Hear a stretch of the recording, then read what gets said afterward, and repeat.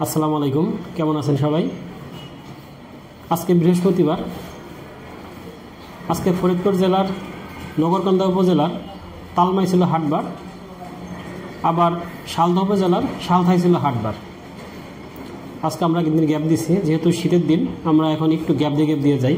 আবার বাজারে পেঁয়াজও প্রায় ফুরিয়ে আসছে, তাই শীতকাল আসলে আমরা একটু গ্যাপ দিই। তবে হালিটা আবার যখন উঠে যাবে পরিপূর্ণভাবে, তখন আবার আমরা বাজারে রেগুলার যাবো ইনশাল্লাহ। প্রিয় দর্শক, ওই বাজারের ব্যবসায়ী আব্দুল খালেক, তাকে আমরা ফোন করছিলাম, সে আমাদেরকে তথ্য দিছে।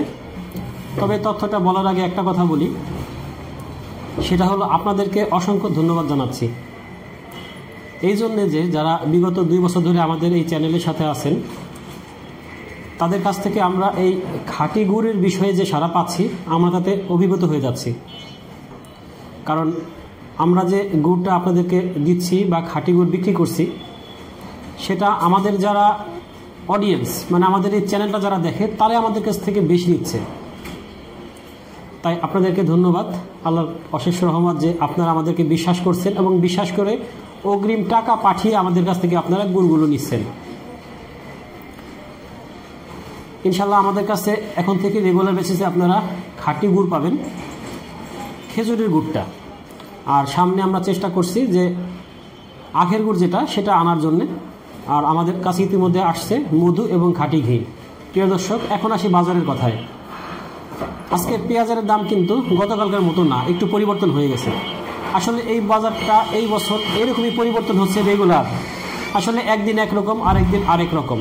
আসলে এইভাবে আসলে চলে না, বা এইভাবে হতে পারে না, বা হয় না। কিন্তু এই বছরটা এরকমই যে স্টেবল থাকছে না বাজারটা। একদিন 500 বাড়ে তো আরেকদিন 500 কমে। গতকালকে আমরা যেমন দেখছি 5200 টাকা বিক্রি হয়েছে, সেটা আজকে আবার কিন্তু কমে 48 টাকা হয়ে গেছে ভালো মানের পেঁয়াজটা। আর নিচের দিকে আছে 4500। তার মানে গতকালকে যেটা আমরা দেখছি 4800 থেকে 5200, সেটা কিন্তু আজকে 4500 থেকে 4800। তাই বলা যায় যে বাজারটা এই আনস্টেবল অবস্থায় আছে।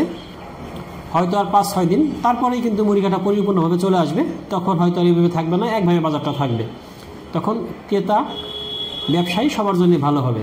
তবে কৃষকদের সাথে যেরকম আলোচনা হয় বা আমরা যেটুকু বুঝি, তাদের পেঁয়াজের দাম যদি কাঁচা পেঁয়াজ মানে মুড়িঘাটা পেঁয়াজটা যদি 2500-2600-এর মধ্যে থাকে কৃষক পর্যায়ে, তাহলে কিন্তু কৃষকদের জন্য একটা ভালো দাম হয়।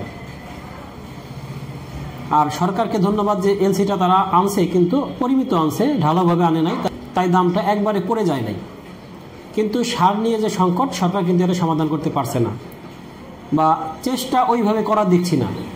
কারণ কথাই বলে যে শস্যের মধ্যে যদি ভূত থাকে, তাহলে সেই ভূত কীভাবে তাড়াবে? আসলে সরকারের যারা লোক, কৃষি কর্মকর্তা যারা, তাদের মধ্যেই ভূত। তারাই এর সাথে জড়িত থাকলে সরকার কীভাবে সমাধান করবে? তাই আমরা চাই যে সরকার তার গোয়েন্দা বাহিনী দিয়ে একটা অভিযান চালাক, যে কারা কারা এর সাথে জড়িত আছে, কোন অফিসার, কোন ব্যবসায়ী, তাদের বিরুদ্ধে অ্যাকশন নিক, যাতে সারের সিন্ডিকেটটা ভেঙে যায় এবং কৃষকের যে কৃষিকাজটা সেটা যেন সুন্দর মতো ত্বরান্বিত হয় এবং সারের সংকট কেটে যায়। প্রিয় দর্শক, আমরা আপনাদের সাথে আছি, থাকবো ইনশাল্লাহ। ধন্যবাদ সবাইকে, আল্লাহ হাফেজ।